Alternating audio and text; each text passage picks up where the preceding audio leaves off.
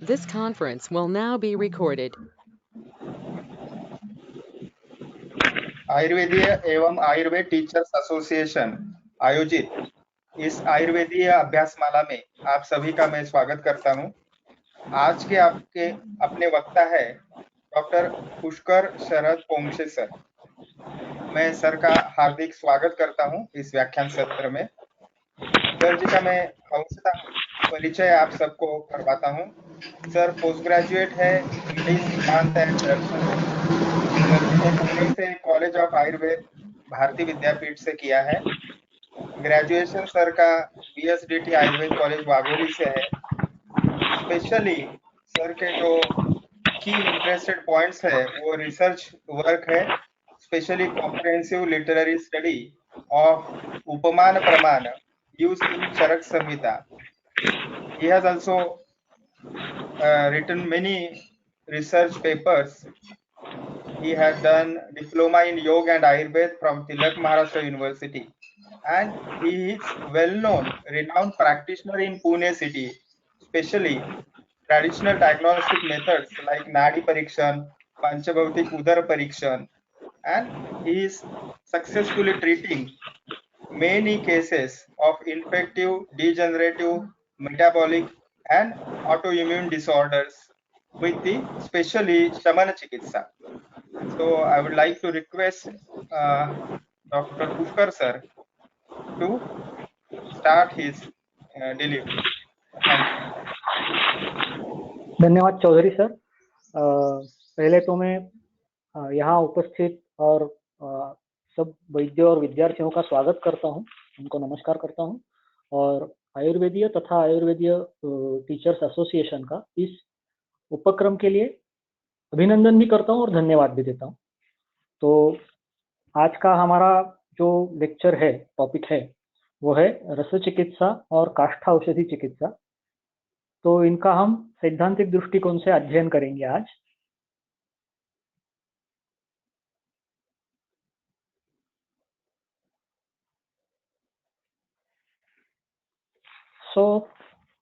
आप सब तो जानते हैं कि आयुर्वेद के जो आयुर्वेद चिकित्सा जो है उसके दो प्रमुख अंग है, रस चिकित्सा और काष्ठ औषधि चिकित्सा, और काफी पुरातन है, बहुत विशाल और गौरवशाली परंपरा है दोनों चिकित्सा पद्धतियों की।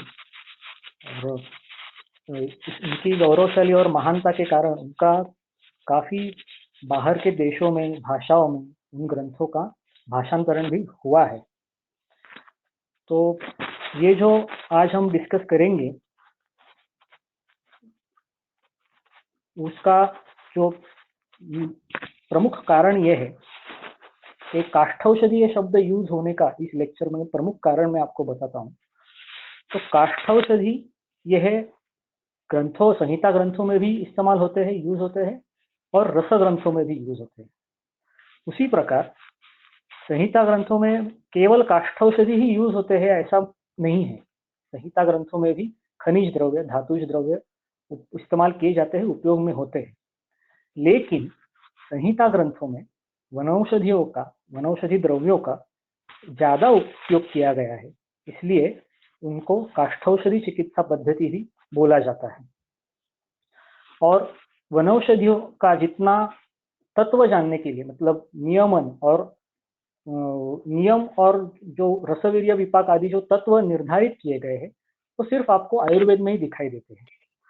तो हमारा प्रमुख उद्देश्य यह है कि हम इन वनौषधि ये दोनों जगहों पे, संहिता ग्रंथों में भी यूज होते हैं और रसशास्त्र में भी यूज होते हैं, लेकिन दोनों का उपयोग करते समय जो दृष्टिकोण रखा गया है उसमें काफी अंतर है। औषधियाँ एक ही है, लेकिन दृष्टिकोण में जो अंतर है वो आज अंतर हम जानेंगे, वो आज हम समझने का प्रयास करेंगे। क्योंकि अगर वो अंतर हम जान सके तो हम वनौषधियों को और काष्ठौषधियों से अधिक अच्छी तरह से हम उनको उपयोग में ला सकेंगे। तो मैं पहले ही बता देता हूँ कि ये दो बहुत ही महान परंपराएं हैं। हमारा यहाँ जो ध्येय है वो इनमें से श्रेष्ठ कौन, कनिष्ठ कौन, की स्वाद में जाने का बिल्कुल नहीं है। एक ही द्रव्य दोनों जगह, एक ही वनस्पति, वही वनस्पति जो ग्रंथों में आपको मिलेंगी वो रसौषधि में मिलेगी, तो उनका जो डिफरेंस है, उनमें जो अंतर है, उनसे हम अधिक जानकारी करने की यहाँ कोशिश करेंगे।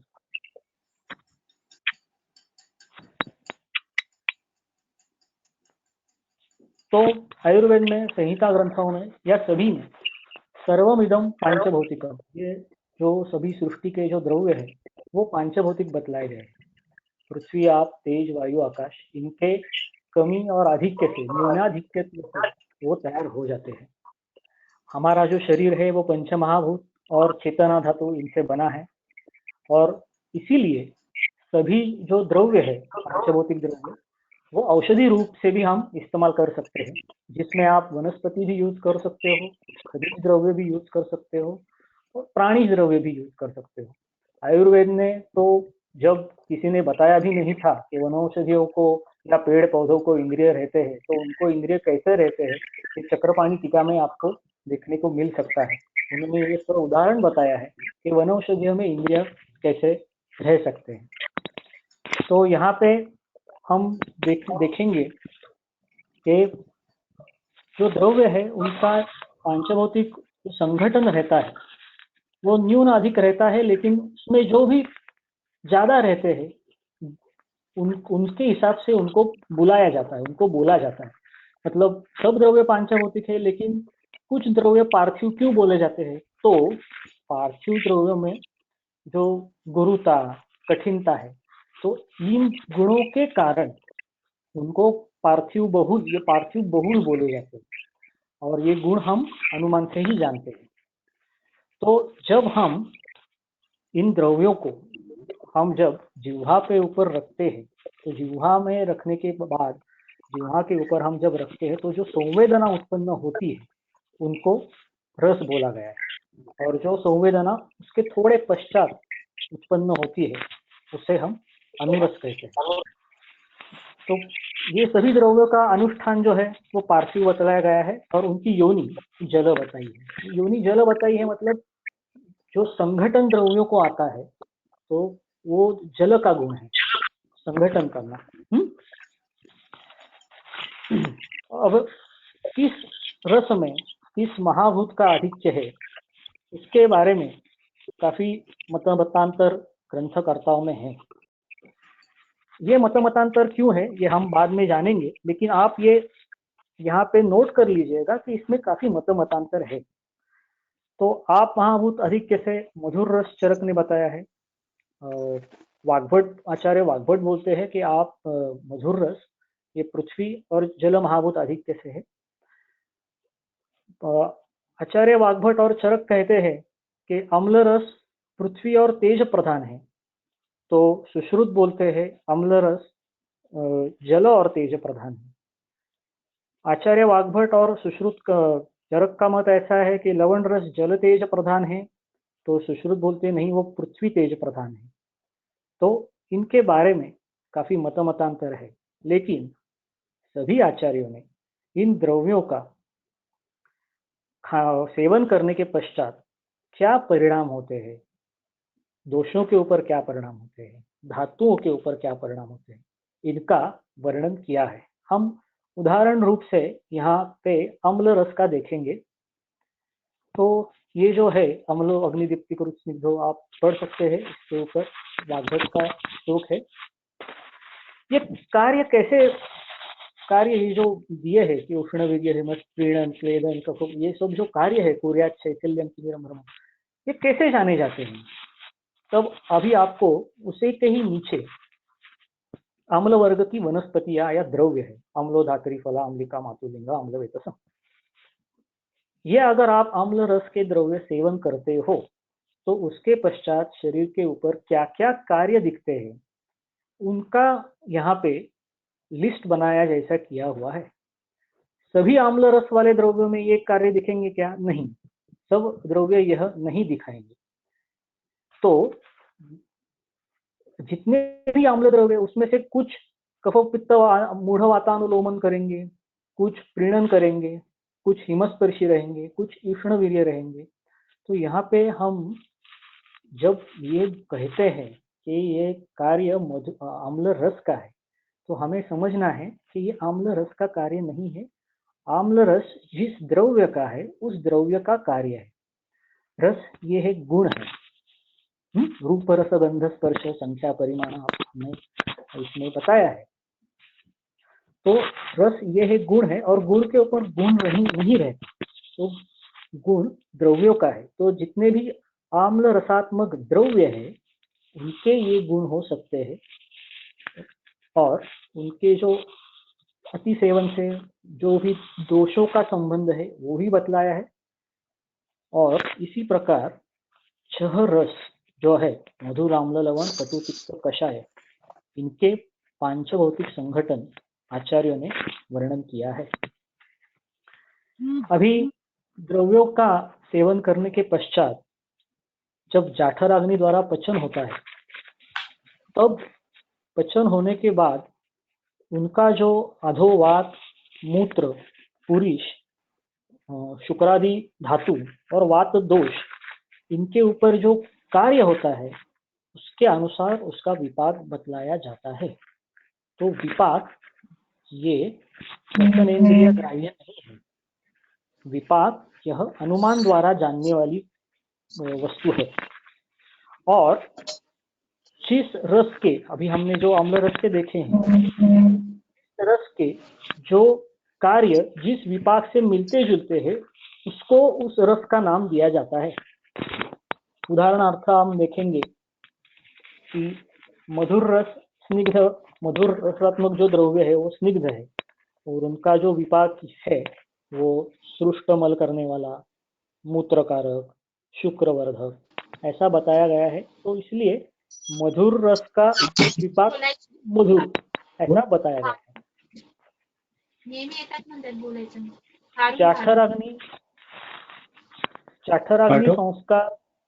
जाठराग्नि संस्कार के बाद रसों में जो बदलाव आता है उसे विपाक ऐसे कहते हैं। ये जो व्याख्या है ये अष्टांग हृदय में आई है, लेकिन चरक ने तो ऐसा बताया है कि रसों के जो कार्य है उससे जो सामने रखा है, क्या बोल रहे हैं? तेल लेने के लिए मैंने पूछा हमारा सर है क्या, तो बोले बैठकानों में दिन भर क्या करूँ। विपाक के बारे में मतामतांतर बहुत है। क्या बोल रहे? आचार्यों का ऐसा मानना है कि ऐसा मसाज कर रहे क्या मसाज? हाँ, कभी कभी ऐसा हाथ पर दर्द दिए तो कर लेते हैं।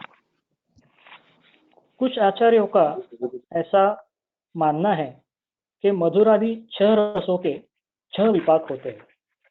वो ऐसे मानते हैं कि आप अगर दुग्ध तो किसी बर्तन में रखते हो तो वही मधुर रस का रहता है।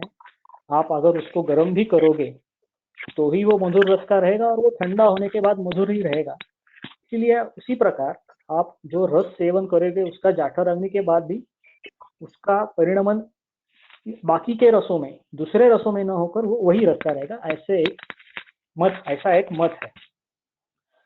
दूसरा एक मत है, उसके अनुसार जो बलवान रस रहता है वो दुर्बल रस का पराभव करता है, इसलिए विपाक ये अस्थिर है। अभी चरक और वाग्भट, इनके अनुसार कटु, तिक्त, कषाय रसों का जो विपाक है वो कटु है, अम्ल रस का अम्ल है, और मधुर लवण रस का मधुर विपाक है। लेकिन अष्टांग संग्रहकार ऐसे कहते हैं कि अम्ल रस का अम्ल विपाकी रहता है, कटु रस का कटु विपाकी रहता है, और मधुर, लवण, तिक्त, कषाय इन रसों का विपाक मधुर होता है, क्योंकि ये रस पित्त शमन करते हैं। मैंने आपसे पहले ही कहा था कि इन सभी तत्व निर्धारण करते समय काफी मतमतांतर है। तो कुछ आचार्य ऐसे ही मानते हैं कि दोष 3 है इसलिए विपाक 3 ही रहने चाहिए।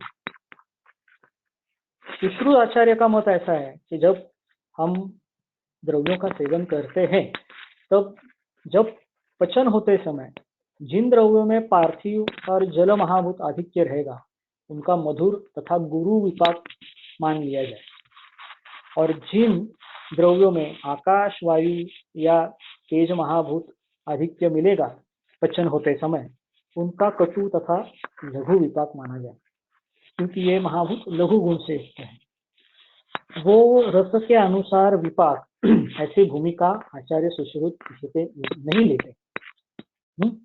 उनके अनुसार अम्ल विपाक रहता नहीं है, वो पित्त की विदग्धा अवस्था है। और अगर हम अम्ल विपाक को अम्ल विपाक मानेंगे तो पित्त की विदग्धा अवस्था होने के कारण ऐसा उनका मत है, तो वो बोलते हैं कि आपको लवण भी विपाक मानना पड़ेगा, क्योंकि विदग्ध कफ का रस लवण रहता है। तो वहाँ ये उनका ये जो पॉइंट है वो प्रूव करने के लिए एक उदाहरण उन्होंने दिया है। ये अभी ये कुलित्थ पित्तवर्धक है, आप सबको पता है। तो कुलित्थ का जो पित्तवर्धन कार्य होता है वो अम्ल विपाक से वो होता है ऐसे नहीं मानते। वो बोलते हैं कि नहीं, ये उष्ण वीर्य से होता है। अभी कार्य वही हो रहा है, परिभाषा अलग है। ये आप नोट करने वाली जो बात है वो यह है कि कार्य वही है लेकिन परिभाषा अलग है। फिर थोड़ा अभी इसके बाद द्रव्य जिससे कार्य करता है उसे वीर्य कहा गया है। तो वीर्यहीन द्रव्य जो रहते हैं वो कार्य करने के लिए असमर्थ रहते हैं। फिर यहाँ सवाल ऐसा खड़ा होता है कि विपाक भी कार्य कर रहा है, रस भी कार्य कर रहा है, तो ये सभी वीर्य बन गए। तो वैसा नहीं है। उनमें जो अंतर है वो ऐसा है कि रस हम प्रत्यक्ष प्रमाण यानी जिह्वा से जानते हैं। विपाक जो है वो कर्म निष्ठा, मतलब जो धातुओं के ऊपर, मलों के ऊपर, अधोवात या वातादि दोषों के ऊपर जो उसका कार्य रहता है उससे हम अनुमान लगाते हैं कि ये ऐसा उसका विपाक है। वीर्य जो है वो अंशात्मक प्रत्यक्ष मतलब जिह्वा से ग्रहण होता है और अंशात्मक अनुमान से बताया जाता है। तो यह अंशात्मक क्या है, तो उसके लिए उदाहरण क्या देते हैं। अगर आप मरीच जैसे पदार्थ सेवन करते हो तो आपको मुंह में तुरंत समझता है कि अरे ये उष्ण है, ये दाहजनक है, ये तीक्ष्ण है। और जो उसके जो परिणाम शरीर में होते हैं, अधोवात, मलमूत्र, वातादि दोषों के ऊपर, उससे भी हमें समझ में आता है कि मरीच उष्ण है। तो इससे वीर्य जो है, मरीच का वीर्य उष्ण है, ये हमें दोनों से ही समझता है कि खाने के मतलब परिणमन होने के बाद भी समझता है और तुरंत खाने, उसको हम अंशतः प्रत्यक्ष और अंशतः अनुमान ग्राह्य हम इसको कहेंगे। अभी वीर्य के बारे में भी बहुत मतांतर है। एक मत ऐसा है कि चिंत्य और अचिंत्य ऐसे दो वीर्य है। तो द्रव्य के जो रस विपाक आदि जो है उससे हम जिसका अनुमान कर सकते हैं, जिसका हम तर्क कर सकते हैं, उसे चिंत्य वीर्य बोला है। और अचिंत्य वीर्य को प्रभाव ही माना है। कुछ आचार्यों का मत ऐसा है कि वीर्य जो है वो शक्ति है, और शक्ति जो मानने वाले जो आचार्य है उन्होंने अष्टविध गुणों को शक्ति कहना चाहिए, वीर्य कहना चाहिए, ऐसा माना है। वो गुण है गुरु, स्निग्ध, हिम, मृदु, और उनके विपरीत लघु, रुक्ष, उष्ण, तीक्ष्ण। तो ऐसे जो ये गुण है वो उनको वीर्य माना जाए। यह गुण जो है वो आचार्य सुश्रुत बताते हैं कि हमें वो भी हम अनुमान से ही जानते हैं। लेकिन इन्हीं को वो वीर्य क्यों मानना है, तो उनका जो कारण आचार्य बताते हैं कि अग्नि संस्कार के बाद भी गुरु द्रव्य का पचन होने के बाद वो शरीर में गुरु ही रहता है। मतलब गुरु का स्निग्ध गुण में रूपांतर नहीं होता। गुरु गुण स्निग्ध गुण या स्निग्ध गुण शीत गुण में नहीं, वो गुरु कठिन का कठिन ही रहेगा। इसलिए वो पार्थिवादी द्रव्यों के सारभूत शक्तिभूत से उत्पन्न है, और व्यवहार में हम उनका ज्यादा उपयोग करते हैं। इसलिए ये अष्टविध वीर्य मानना चाहिए, ऐसा उनका मत है। तो विविध वीर्यवादी जो है वो ऐसा कहते हैं कि नहीं नहीं, ये ऐसा नहीं है। ये जो पूरी सृष्टि है वो अग्निशोम मतलब शीत और उष्ण तत्व में हम विभाग कर सकते हैं उसका। काल का देखिए, आदाल का और विसर्ग का, जैसे ये उनमें हम डिफरेंस कर सकते हैं। तो ये उष्ण और शीत ये दो ही वीर्य है, और ऊपर के आपके जो गुरु हिम स्निग्धम, ये जो अष्टविध वीर्यम, उसके वो भी उनका ही, वो इन दोनों में ही उनका समावेश हो सकता है। इसीलिए वीर्य दो ही प्रकार के हैं। और जो दो प्रकार के वीर्य है उनका भी शरीर धातुओं के ऊपर, दोषों के ऊपर जो परिणाम है, तत्रोषणम ब्रह्मत्रुर्ज्ञाने स्वेददाह सुपापिता शमम च वातकफयो करोति शिशिरम पुनः लादनम जीवनम। ये आप ध्यान में रखो कि रस हो, वीर्य हो, विपाक हो, जो भी कोई वर्णन किसी भी तत्व का वर्णन जब आचार्य करते हैं तो उन्होंने उसका काम, कार्य दोषों के ऊपर, धातुओं के ऊपर बताया है ही है। रस का संबंध, रसवीर्य विपाक आदि का संबंध स्पष्ट रूप से ग्रंथों में, संहिता ग्रंथों में दोषों से संबंधित स्पष्ट रूप से हमें उल्लेख उसका मिल जाता है। तो इसके बाद हम थोड़ा आगे जाते हैं तो एक महत्वपूर्ण निरीक्षण आचार्य चरक हमें बताते हैं कि जो भी द्रव्यों के रस, वीर्य और विपाक एक श्रेणी में रहेंगे, वो द्रव्य, हमने जो पहले रसों के कार्य देखे थे ना, वो रसों के कार्य जैसा काम करेंगे। मतलब एक ही श्रेणी के, मतलब कैसे, तो मधुर रस है, शीतवीर्यात्मक है और मधुर विपाकी है। ऐसा अगर द्रव्य रहेगा तो जो मधुर रस के जो कार्य है, मतलब अभी मधुर रस के कार्य ये बोलना उचित नहीं, हमने देखा है कि मधुर रस रहते हुए द्रव्य के जो कार्य है उनके कार्य जैसे रहेंगे। तो उसको क्या उन्होंने कहा है, इस सब सिद्धांत को क्या बताया है, तो समान प्रत्यारब्ध, मतलब मधुर मधुर शीत, हम जो व्यवहार में कहते हैं ये मधुर रसात्मक है, मधुर विपाकात्मक है, और शीत भी है, उनके कार्य उनके रसों जैसे होते हैं। वैसे ही जो समान प्रत्यारब्ध कौन कौन है, तो मधुर मधुर शीत, अम्ल उष्णाम्ल और कटु तिक्त कषाय का अगर वीर्य उष्ण है और विपाक कटु है तो ये सब समान प्रत्यारब्ध द्रव्य है। और तेषाम रसोपदेशनो निर्दिष्ट गुण संग्रह, उनके गुण रस के हिसाब से काम करेंगे।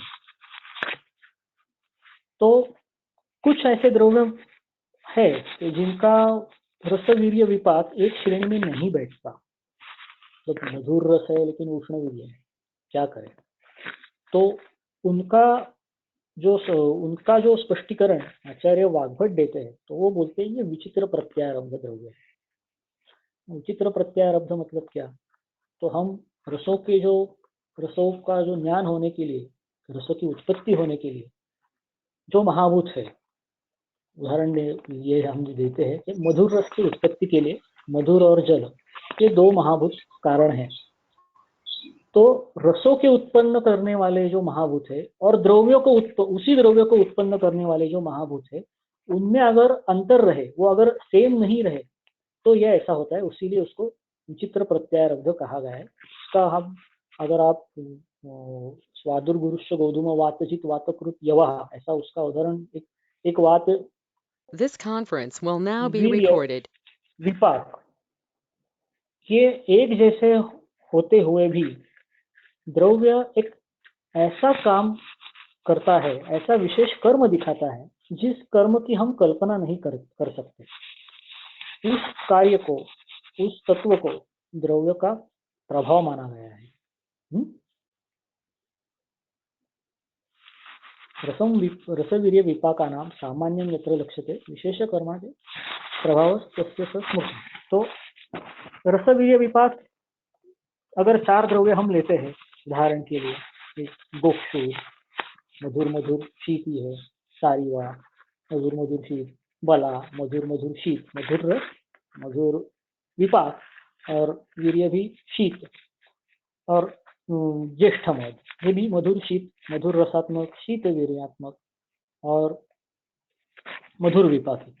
ऐसे हम चार अगर द्रव्य व्यवहार में जो हम उपयोग में लाते हैं, तो इसमें से जो गोक्षुर है वो मूत्रल कार्य करता है, सारिवा रक्त पित्त प्रशमन कार्य करता है, इक्षु क्लेद को बढ़ाता है, गोक्षुर क्लेद का वहन करता है, इक्षु क्लेद को बढ़ाता है, बलाबल्य है।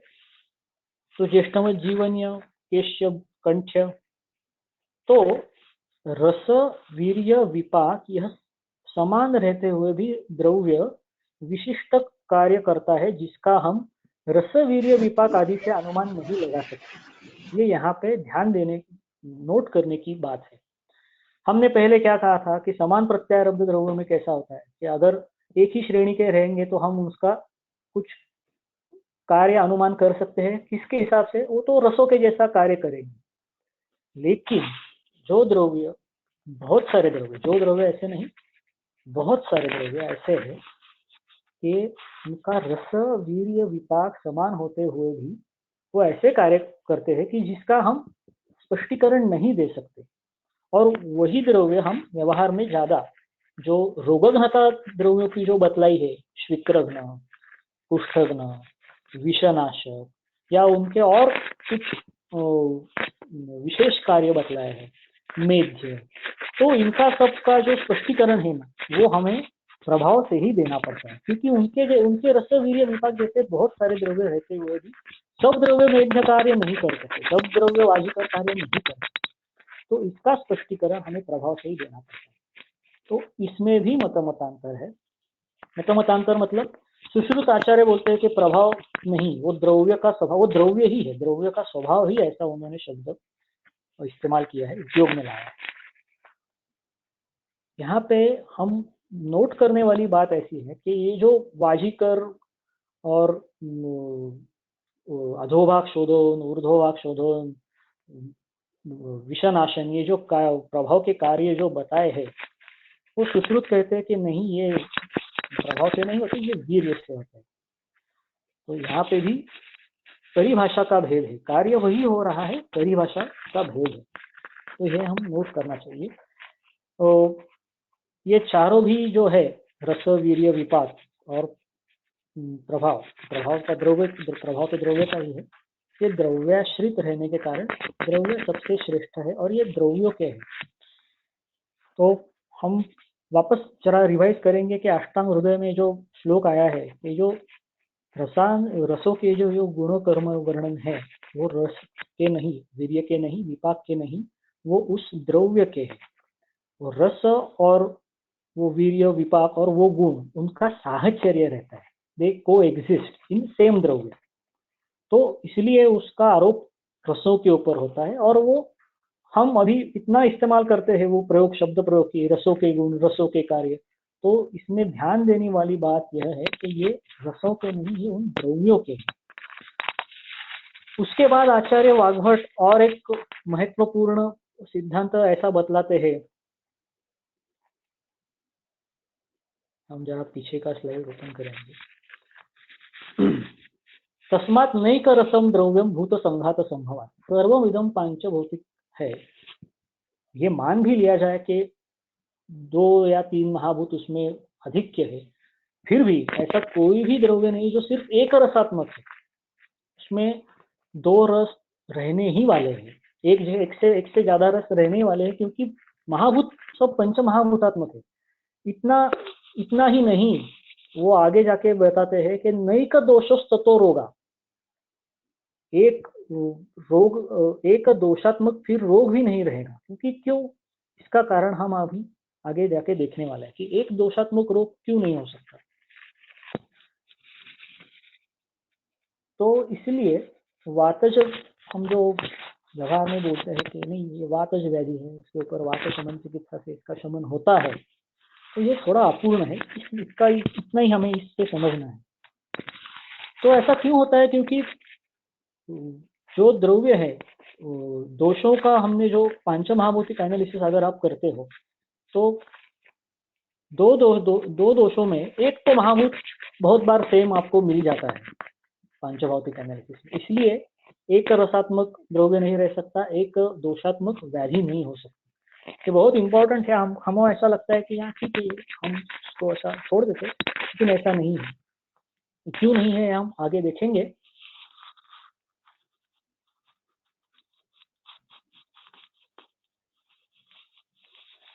तो अभी तक जो हम देख चुके हैं कि सब रस वीर्य विपाक है, इसमें मत मतांतर क्यों है।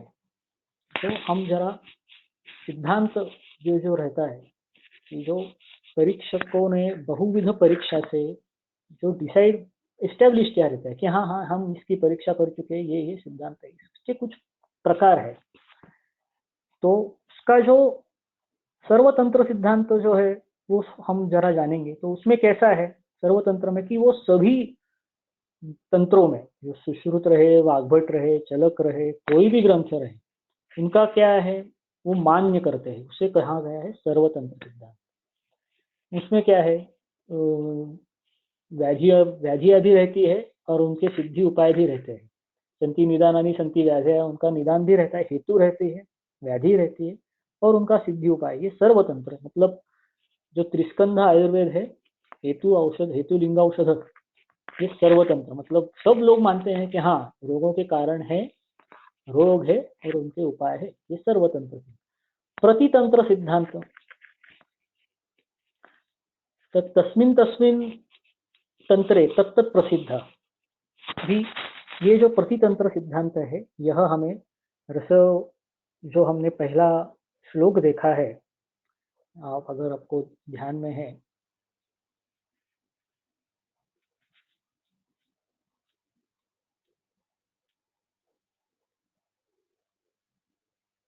एक सेकंड,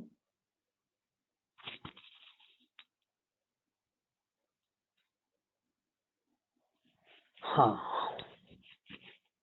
तो यहाँ पे ऐसा वो बोलते हैं कि न दोषाणाम न रोगाणाम न पुंसाश्च परीक्षाणाम। तो ये मुद्दा जो है, तो प्रतितंत्र सिद्धांत में आप अगर देखोगे वापस, तो इसका जो हम स्पष्टीकरण देते हैं कि ये दोष कैसे नहीं मान सकते, तो यहाँ पे अगर आप देखते हो तो अन्यत्र अष्टौ रसः, कुछ तंत्रों में अष्ट रसों का उल्लेख किया गया है। यहाँ पे चरक सुश्रुत वाग्भट में 6 ही रस माने गए। अन्य तंत्रे वातादिकृता सर्वे विकारा, ये हम कुछ तंत्रों में सब वात पित्त कफो ये दोषों से ही विकार होते हैं। यहाँ वातादिकृता भूतकर्षाश्च प्रसिद्ध, मतलब ये तो सब मान्य करते हैं कि हेतु लिंग औषध ये मान्य है, लेकिन ये किस तरह से होते हैं, चिकित्सा किस तरह से की जाती है, रस कितने हैं, ये प्रतितंत्र सिद्धांत में आता है।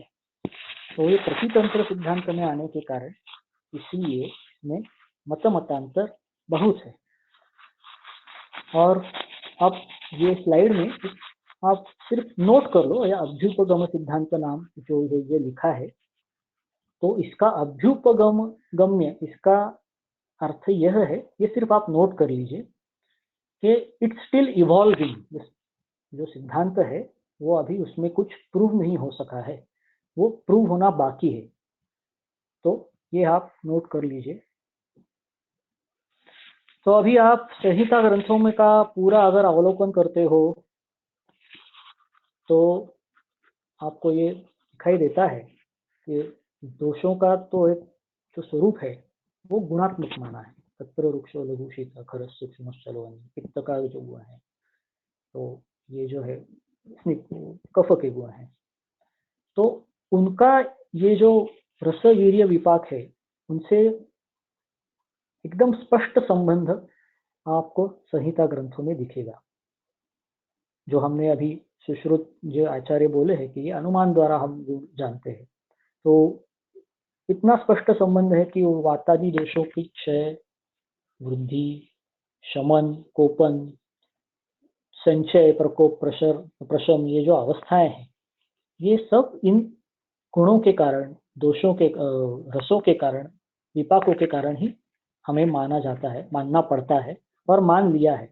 इतना ही नहीं, तो चिकित्सा का स्पष्टीकरण ग्रंथों में जो चिकित्सा एक्सप्लेन की जाती है, स्पष्टीकरण दिया जाता है और तुष्टीकरण कि यही चिकित्सा क्यों दी जाए, उसका भी हम सब जो देखते हैं, स्पष्टीकरण और तुष्टीकरण, ये अगर दोषों की चिकित्सा का स्पष्टीकरण भी हमें रस वीर्य विपाक और ये विंशति गुण इनसे देना पड़ता है, और चिकित्सा का स्पष्टीकरण भी इसी से देना पड़ता है। तो इतना रस इसके संबंध है। इतना ही नहीं तो ऋतुनुसार, मतलब ऋतुनुसार जो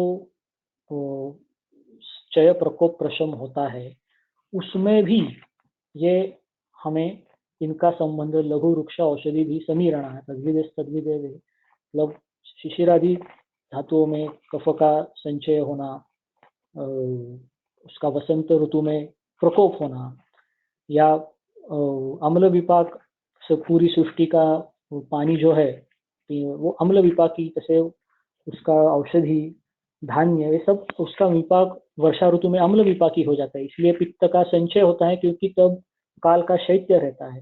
तो आप ये इतना रस वीर्य विपाक और विंशति गुणों का संबंध जो है ये काफी गहरा संबंध है इन रस और दोषों और इन सब चीजों का बताया गया है, और इसी से हम जान लेते हैं कि व्याधि जन्म और चिकित्सा का स्पष्टीकरण भी हमें इसी से ही मिलता है। तो अगर हम रसाऔषधियों के ग्रंथ देखें तो उनमें उनकी जो रचना है वो संहिता ग्रंथों से काफी अलग है।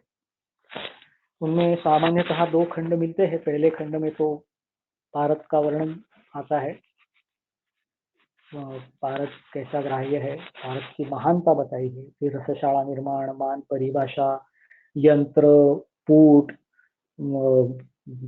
बाद में आपके वो महारस, उपरस, साधारण रस, धातु, सुधावर्ग, रत्न, इनके पहचान, स्थान, वर्णन, मतलब कहाँ पे मिलते हैं, प्रोक्योरमेंट कहाँ से होता है, उनका शोधन का प्रयोग, अशोधित प्रयोग और उनके जो गुण हैं ये पहले खंड में मिलता है। दूसरे खंड में हमें मिलता है कि चिकित्सा के लिए जो द्रव्य औषधि कल्प इनका वर्णन दूसरे खंड में हमें मिलता है। तो जो दूसरे खंड में जो हमें चिकित्सा बताई जाती है उनमें कहीं कहीं ग्रंथों में निदान आदि जो श्लोक संहिता ग्रंथों के हैं वो उन्होंने यूज किए हैं, मतलब जो निदान के लिए जो वाग्भट का या चरक के या सुश्रुत के वही सूत्र हमें रस ग्रंथों में मिलते हैं। और चिकित्सा जो चिकित्सा उन्होंने जिस क्रम से बतलाई है वो माधव निदान का क्रम बहुत ग्रंथों में भी देखने को मिलता है, मतलब ज्वर के बाद ज्वर अतिसार, इस प्रकार से इसी क्रम से उन्होंने ये बताया है। सभी ग्रंथों में संप्राप्ति वगैरह श्लोकों का वर्णन उल्लेख नहीं है रस ग्रंथों में, कुछ कुछ ग्रंथों में है, कुछ कुछ ग्रंथों में नहीं, कुछ कुछ ग्रंथों में उन्होंने सीधा कल्प ही बताना चालू किए हैं। तो यहाँ पे शंका ऐसी उपस्थित होती है कि ये चिकित्सा में दोष नहीं माने जाए, लेकिन ये संप्राप्ति वगैरह वर्णन से इनसे ये निदान में इनकी ये मान रहे हैं, ऐसा दिखाई देता है कि अगर ये निदान में मानते हैं फिर चिकित्सा में क्यों नहीं मान रहे। तो यह शंका आप नोट कर लीजिए कि इसका हमें उत्तर अभी हम ढूंढेंगे। जो भी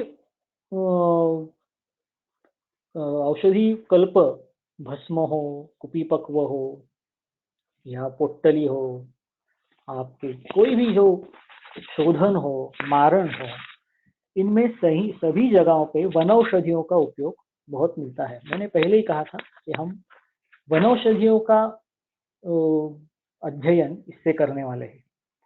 कौन से शास्त्र वनौषधियों को यूज करते हैं, किस प्रकार से यूज करता है, उसी से हमें वनौषधियों का अधिक ज्ञान होने वाला है।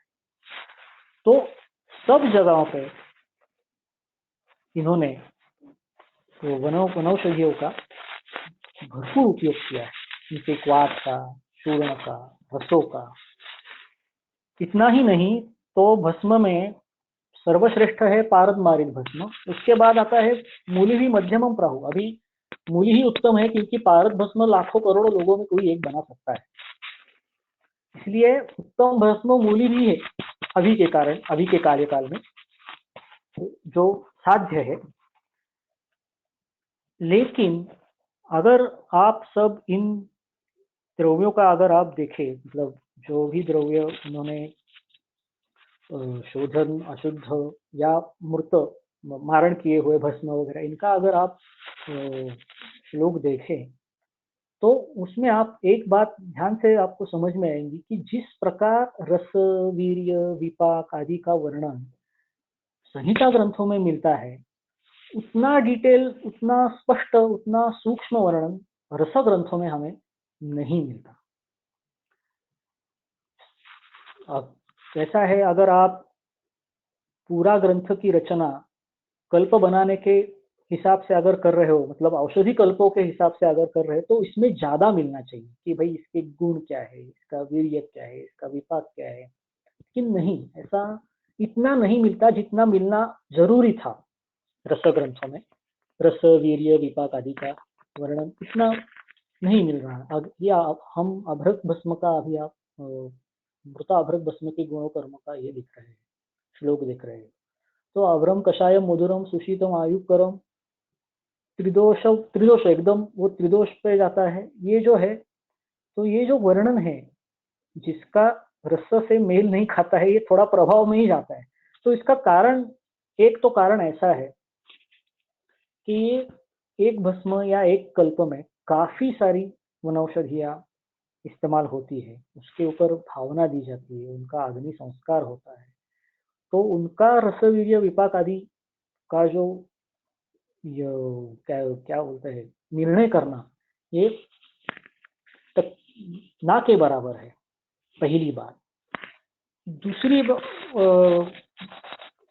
शक्यता और ये ऐसा है कि अगर जिस तरह संहिता ग्रंथों में दोषों का जो रस, वीर्य और गुणों से संबंध है, उस तरह का संबंध इन्होंने माना नहीं है, और इसलिए शायद वो चिकित्सा में दोषों की चर्चा करते नहीं।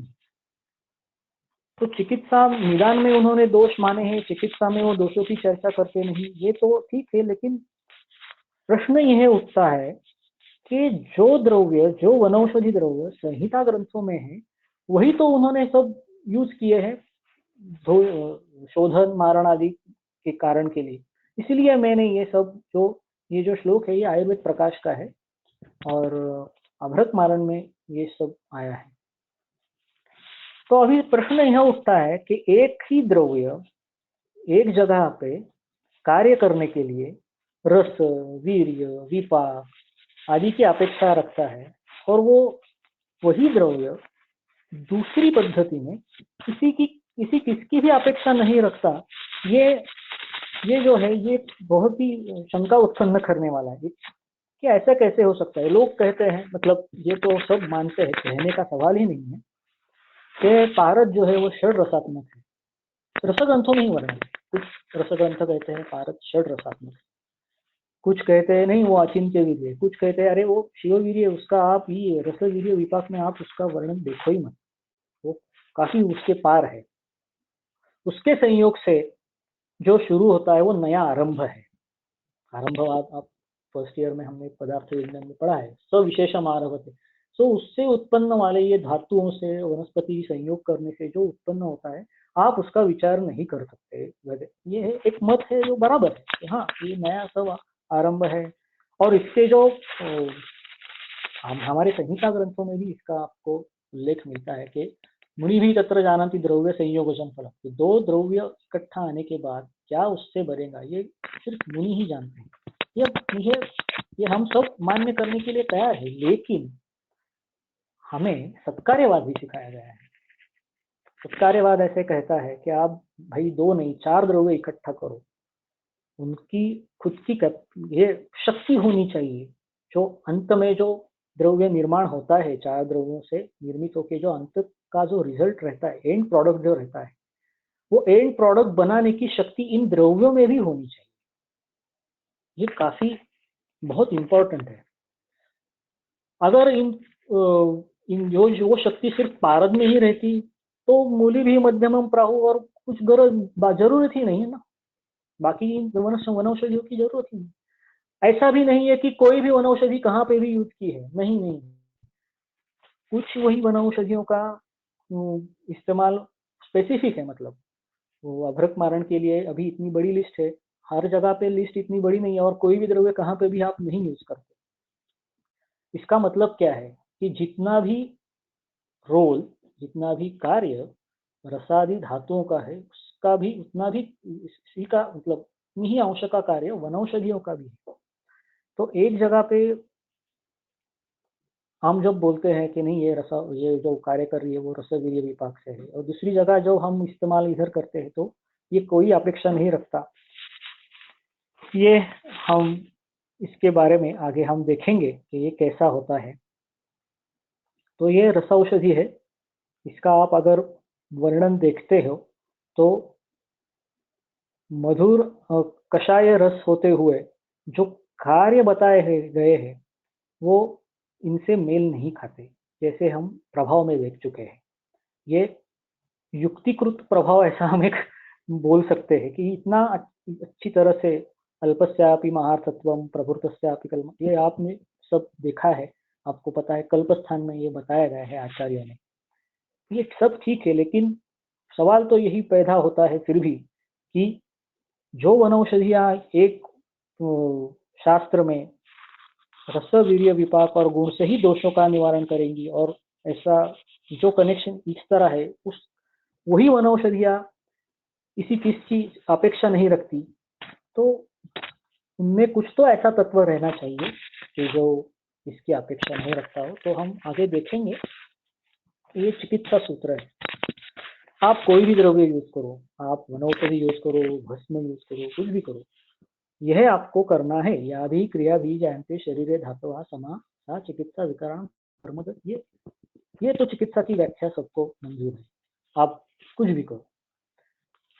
तो ये जो हम पहले जो श्लोक देख चुके हैं, न दोषाणाम न रोगाणाम न पुंसाश्च परीक्षणाम, और जो हमारे ग्रंथों में जो बतलाए हैं, दुष्यम देशम बलम कालम अदलम प्रकृति मया सत्यम सात्मम तथारम, तो इसका जो इसके पहले कुछ तो कॉमन रहना चाहिए ना। तो वो कॉमन क्या है? तो ये जो श्लोक है, तस्माद विकार प्रकृति अधिष्ठानांतराणि च समुत्थान विशेष, उसका शुरुआत ऐसी है कि स एव प्रकुपितो दोषः, वो प्रकुपित दोष तस्मात जो भी विकार करता है अधिष्ठान में जाता है, समुत्थान मतलब उसका हेतु, ये देख के जो कर्म शुरू करता है वो कभी भी अपयश उसको चिकित्सा में आता नहीं। और इसके बाद ये जो है ना प्रकृति, विकार की प्रकृति अधिष्ठानांतराणी समुत्थान, विकार प्रकृति मतलब डिसीज। विकार क्या है? विकार का ज्ञान हमें आप्तोपदेश से ही होता है। हमने आप्तों ने हमें बताया है कि ये ऐसा इधर कोष्ठुक शीर्ष है या काश श्वास, इसका जो वर्णन है ये आप्तों ने बताया है। यह परीक्षा कैसे करनी है ये भी आप्तों ने बताया है। तो ये तो कॉमन ही है। किसी भी आप कौन सी भी चिकित्सा अभी आप यूज करो, शव चिकित्सा यूज करो, ये आपको ये करना ही है। तस्माद विकार प्रकृति अधिष्ठानांतराणि च उत्थान विशेषस्ते। उसके बाद जब आप चिकित्सा के लिए प्रवृत्त होते हो तो दुष्यम देशम बलम कानलम आनलम प्रकृति मया, ये आपको ये सेम औषधि, सिर्फ एक वनौषधि, आप सेम ही औषध लेके जाने वाले हो, लेकिन आपके पास दो ऑप्शन है। एक आप दुष्य देश बलम कालम देखो, और एक दोष की कुछ भी देखने की जरूरी नहीं है, ऐसा एक बोलते हैं। तो हम वापस ये रिवाइज करते हैं कि हमने ये देखा है कि दोषों का संबंध रसवीर्यों से स्पष्ट रूप से संहिता ग्रंथों में दिया गया है। अगर कोई कहता है कि दोष मानने की जरूरत नहीं चिकित्सा करते समय, तो फिर हम करेंगे क्या, किसकी चिकित्सा करेंगे? तो हमने वो देखा कि तस्मात विकार प्रकृति में बहुत कुछ चीजें ऐसी है जो दोषों के अलावा भी है। तो अगर हम ये एक बात अगर ध्यान में लेते कि मान लेते हैं कुछ देर तक कि हमें दोषों का विचार नहीं करना है, तो दोषों का संबंधित जो भी कुछ है वय, वयो का संबंध दोषों से है। अग्नि का संबंध दोषों में, तैर्भवेत विषमस्ति कर्मण दोष। कोष्ठ का संबंध दोषों से है। जांगलम वातभूष्ट मानु देश का संबंध दोषों से है। और व्याधि का संसर्ग सन्निपात, इन सबका भी संबंध दोषों से है। तो हमने अगर दोष हम मानते नहीं तो ये जो दूसरा जो सूत्र है चिकित्सा का, रसौषधियों वालों ने जो बताया है, न दोषाणाम न रोगाणाम, तो न पूछ, इसमें सबसे इंपॉर्टेंट दोष ही है, क्योंकि ये दोषों के ही तो बाकी के सब है, ये जो दोषी से संबंधित सब है। हम वो सिद्धांत की स्लाइड देख चुके हैं, उसमें हमने उसमें हमें बताया ये है कि सब आचार्य, सब तंत्र, सभी तंत्र ये मानते हैं कि हेतु है, व्याधि है और चिकित्सा है। कैसे होता है ये हर एक प्रतितंत्र का है। तो यह बहुत ही इम्पॉसिबल है ऐसा नहीं है, दृष्टिकोण का भेद है। लेकिन यहाँ पे अगर हम देखें कि अगर ये सब देखा जाए तो इनका जो सूत्र है ये न देशस्य न कालस्य कार्यम रस चिकित्सिते। अभी थोड़ा आगे जाते हैं कि इनकी जो वैशिष्ट्यता है वो भी हम देखते हैं। ये हम सब क्यों देख रहे हैं, क्योंकि वही द्रव्य, वही काष्ठौषधि द्रव्य है जो उन्होंने बताया है। मैं फिर दोहराता हूँ, सब श्रेय पारद का अगर रहता तो वनौषधि किस काम की? तो वनौषधियों में भी कोई ऐसा तत्व है क्या जो हम इस्तेमाल करके, उपयोग में लाके हमारा ज्ञान बढ़ा सके, हमारा कुछ व्यवहार सुधर सके, या हमारा कुछ दृष्टिकोण चिकित्सा में बदल सके। इसलिए ये हम सब देख रहे हैं। तो उनका ऐसा मानना है कि ये दोषों के आपके सब संबंधित होने के कारण हमारी जो प्रतिज्ञा है कि इसे सब देखने को नहीं लगता, ठीक है, बहुत से क्राइटेरिया उसमें से कम ही हो जाते हैं, फिर भी बहुत चीजें हमें ट्रीटमेंट करते समय रुग्ण की देखनी पड़ती है। ये हमने मान लिया कि चलो भाई ये प्रतितंत्र सिद्धांत है उनका, वो दोष नहीं मानते तो हमें देखने की जरूरत नहीं है। लेकिन फिर भी कुछ चीजें, बहुत सारी चीजें हमें पेशेंट में देखनी पड़ती है। उनका लिस्ट हम आगे देखेंगे। ये तो ही अल्प मात्रोपयोगित्वात्, तर इनका कहना ऐसा है कि हम वनौषधियों से ही ऐसे द्रव्य कुछ औषधि बनाए हैं कि उनकी मात्रा एकदम कम लगती है। अभी न दोषाणाम न रोगाणाम न पुंसाश्च परीक्षण, पुंस म्हणजे ये रुग्ण का अग्नि का परीक्षण करने की जरूरत क्यों नहीं? तो अगर हम ज्वर चिकित्सा में देखें तो क्वाथ पहले लंघन बोला गया, क्योंकि अग्नि की इतनी क्षमता ही नहीं रहती कि वो क्वाथ जैसे औषधि द्रव्यों के भी मात्रे का वो पचन करे। तो इनकी मात्रा अल्प है, तो ये हो गया। अग्नि का आप इतना उच्चार मत करो। सात्म्य, पेड़ुए काढ़े हम बहुत लोग टॉलरेट नहीं कर सकते। तो अरुचि, इनकी रुचि इतनी खराब नहीं है, मात्रा कम है। और सत्व की हमें क्यों नहीं, ये तीन ये जो है। तो क्षिप्रम अगर आरोग्य किसी को मिलता है तो प्रवर क्या, मध्य क्या, अवर क्या है, सभी को चाहिए ना। और लास्ट लाइन है असाध्येष्वपि दातव्यो रसो तो श्रेष्ठ उचित। तो ठीक है, अभी संसर्ग सन्निपात ये दोष आप मानते नहीं हो तो वो चीजें कंसीडर करने की नहीं आवश्यकता, हम मान लेते हैं उनके प्रतितंत्र सिद्धांत के अनुसार। और ये अगर आप साध्यत्व देखोगे तो अतुल्य दुष्य देश और तू प्रकृति पाद संपत्ति, वाग्भट ने बताया है कि अगर दुष्य अतुल्य रहेंगे, प्रकृति अगर दोषों की और व्याधि की और दोष व्याधि और रुग्ण की प्रकृति अगर सेम रहते हैं तो असाध्य हो जाता है।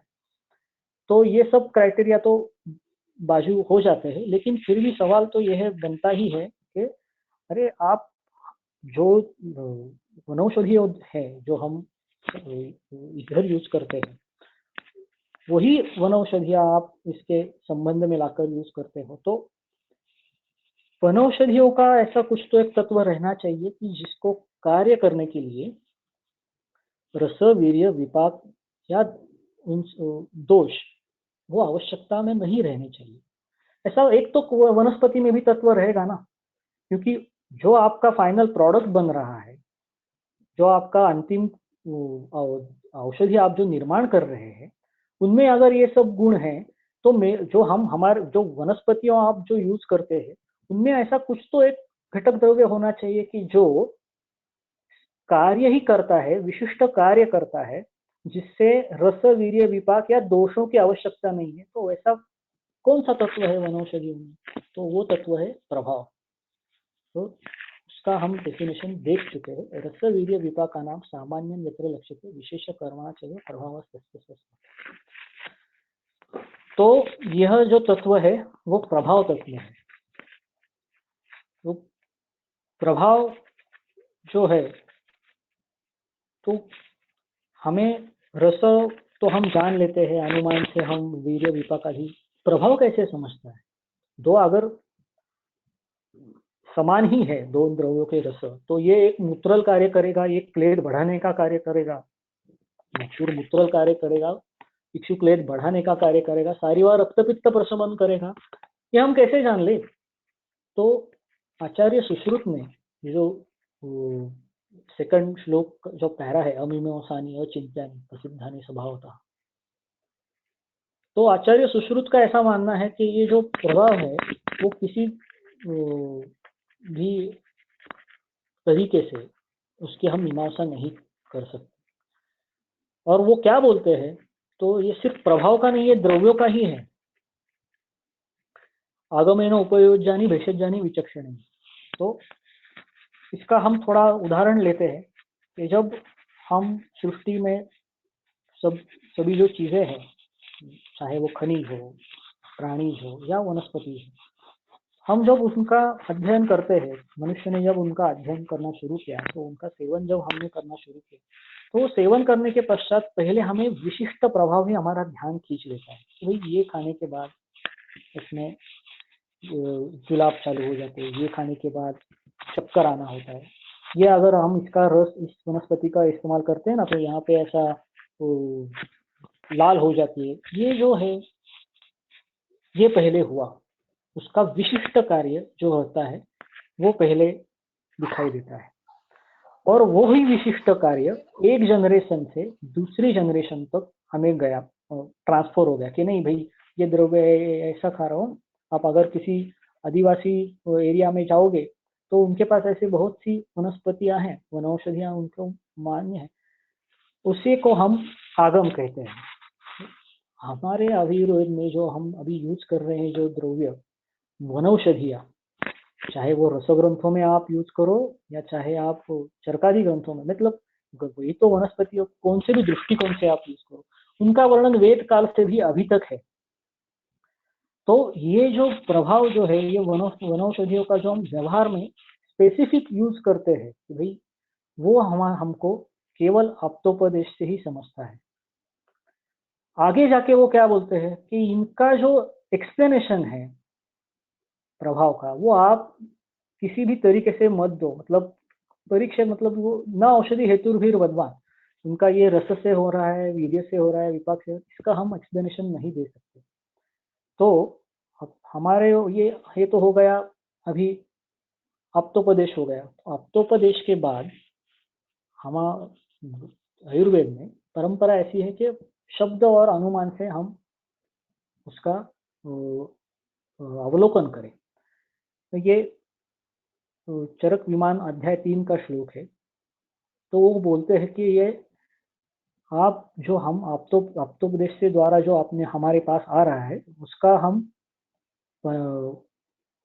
प्रत्यक्ष और अनुमान इनसे हम देखें, क्योंकि इसमें जो ज्ञान अवयव है कुछ ने ज्ञाने उत्पद्यते, इससे आपको उस तत्व का जो जो जो आप परीक्षा करने वाले उसका पूर्ण अंश से ज्ञान होगा। किसी भी वस्तु का पूर्ण अंश से ज्ञान पाने के लिए आचार्य काफी उनका आग्रही थे वो, मतलब कि हम तो पूर्ण अंश से ज्ञान प्राप्त करने के लिए हमें एक से ज्यादा प्रमाणों का उपयोग करना पड़ता है। तो अभी ये जो वनौषधियां के जो प्रसिद्ध है, स्वभाव से वो प्रसिद्ध हो गई थी, उनका हमने बाद में प्रत्यक्ष और अनुमान से हमने उनका वर्णन जानना जब चालू किया प्रत्यक्ष से, तो रस क्या रहता है, तो रस, उसमें रस आ गया। रस वीर्य जो हमारे है वो हमने देखे हैं अभी कि वो प्रत्यक्ष और वीर्य तो कुछ अंशात्मक अनुमान, और विपाक जो है वो भी अनुमान में ही आ गया। इसका अर्थ ऐसा निकलता है कि ये जो वनौषधियों के हम जो यह रस वीर्य विपाक से ये दोष को ये करता है, ये जो हम बोलते हैं, ये प्रत्यक्ष और अनुमान गम्य है। ये आप्तोपदेश जो प्राप्त हुआ उसका हमने एनालिसिस किया है, उससे हमने ये सब जो पहले देखा कि आम्ल रसात्मक द्रव्यों का आप 10 द्रव्य अगर आप आम्ल रसों के सेवन करोगे तो उसके जो कि ये भाई ये सेवन ये करने के बाद ये होता है अम्ल का जो, तो ये प्रत्यक्ष आप्तोपदेश के बाद इन द्रव्यों का सेवन करने के बाद जो है जो इंफॉर्मेशन कलेक्ट हुआ, जो कुछ माहिती इंफॉर्मेशन जो कलेक्ट हुआ, उनसे द्वारे हमें रस वीर्य विपाक ये जाना गया। और फिर ये होने के बाद हमने उसमें साधर्म्य वैधर्म्य जाना और एक समान प्रत्यारब्ध विचित्र प्रत्यारब्ध ऐसे ये जो नियम है वो नियम बना है। तो इसका अर्थ ऐसा निकलता है कि ये हमारे रसवीर्य विपाक जो है वो बुद्धिगम्य है, मतलब हमने जाने हुए हैं। यही उदाहरण आपको भाव प्रकाश में मिलेगा। तो भाव प्रकाश भी यही बोलता है कि हरितकी का जो दोष हर्तृत्व है वो प्रभाव से ही है। तो यहाँ पे हमें जानना यह है कि जो हम द्रव्य यूज करते हैं प्रैक्टिस में, या जो रस ग्रंथों में बोला गया है कि हमें दोषों की आवश्यकता नहीं है। अगर आप दोषों का संबंध रसवीर्यों का संबंध दोषों से लगाते हो तो प्रतितंत्र सिद्धांत के अनुसार ये पॉसिबल है कि वो दोष माने ही नहीं। अगर वो दोष नहीं मानते तो वो रसवीर्य भी नहीं मानते, और जब जो कोई रसवीर्य नहीं मानता वो दोष भी नहीं मानते। फिर भी द्रव्य कार्य करता है, फिर भी द्रव्य कार्य उसमें वो शक्ति रहती है। और इतना ही नहीं तो केवल रसों के या भस्मों से या धातुओं से वो कार्य वैसे कार्य करती नहीं है, उनमें वो क्षमता है। वनौषधियों में भी एक क्षमता है कि वो ऐसे कार्य करे। तो वो जो ये जो सब विशिष्ट कार्य है उनका वर्णन आचार्य चरक ने कहाँ पे किया है, तो हम जरा अभी अवलोकन करेंगे चरक संहिता के कुछ प्रथम द्वितीय तृतीय चतुर्थ जो अध्याय है, इनका जो नाम है वो भेषज चतुष्क है। प्रथम अध्याय में उन्होंने रसों का उल्लेख किया है, ये षड रस है। द्वितीय में अंत परिमार्जन है, द्वितीय अध्याय में। तृतीय अध्याय में बहित परिमार्जन, चतुर्थ अध्याय में वो 50 आपने गण बतलाए हैं। उनके आप नाम अगर देखोगे तो वो कैसे है, स्नेहोपल, कंठ्य, जीवनी, ये विशिष्ट कार्य के अनुसार ही उन्होंने नाम दिए। तो आचार्यों का तो कहीं पे भी उन्होंने रसवीर्य विपाक का संबंध उन्होंने लगाया नहीं है। तो जो टीकाकार है चक्रपाणी गंगानी, वही भी ऐसे नहीं कहते कि ये रस से होता है, ये वीर्य, वो सब बोलते कि नहीं, ये सब द्रव्य प्रभाव से हो रहा है। आप अगर टीका देखोगे, रेफरेंस निकाल के ग्रंथों में देखोगे, तो उनका भी ये क्लियर है कि अगर ये प्रभाव से हो रहा है तो फिर दोषों की आवश्यकता क्या है। तो दोषों की आवश्यकता ये प्रतितंत्र सिद्धांत है। मैं वही दोहरा क्यों रहा हूँ, क्योंकि वही वनौषधियां आपकी रसौषधि में नहीं, और कुछ नया तंत्र है, कुछ नए जो अभी एलोपैथिक लोग हैं वो हमारे द्रव्यों का ही एक्सट्रैक्ट कुछ तो निकालते हैं और क्लेम ऐसा करते हैं। तो उनका ये दृष्टिकोण है, और ये जो है ये युक्ति का भी वो इस्तेमाल कर रहे हैं।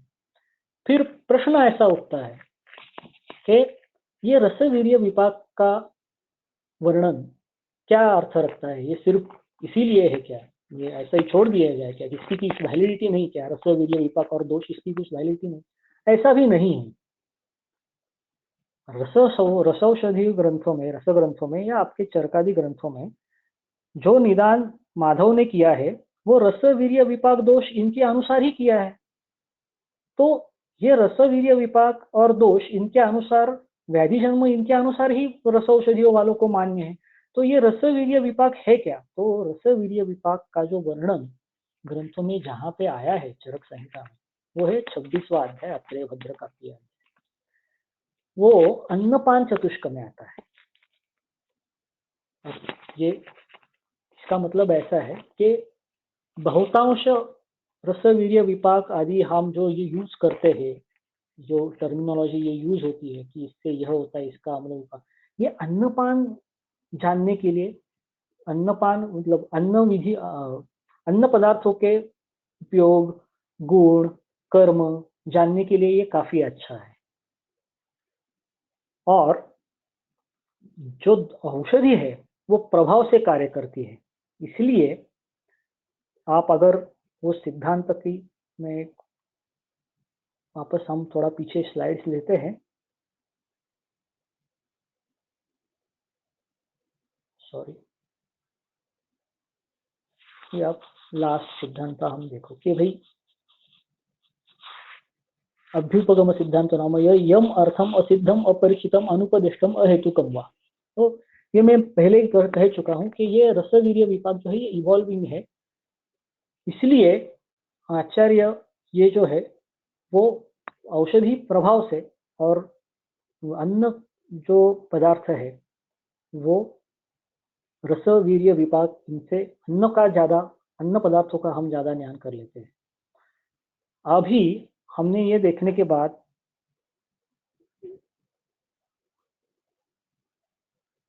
ये आप चय प्रकोप प्रशमा हमने जो इसलिए स्लाइड देखी है कि ये सृष्टि में कैसे बदल होते हैं, इसलिए इसमें भी तो ये है प्राकृत है, मतलब प्राकृत ऋतु में जो, प्राकृत ऋतु में जो शिशिर ऋतु में कफ का है, वर्षा ऋतु में जो इसके ऋतु चक्र के अनुसार जो व्याधि होते हैं उन्हें प्राकृत ज्वर वगैरह ऐसी संज्ञा दी गई है। इति काल स्वभावयम आहार आदि वशात पुनः, पुनः मतलब ये काल स्वभाव से होने वाले दोषों के चय प्रकोप प्रशम है। आहार आदि वशात ये जो शब्द है, अगर आप इसकी तरफ ध्यान दें कि ये प्राकृत ज्वर प्राकृत काल में नहीं आया तो हम उसे वैकृत ज्वर बोलते हैं।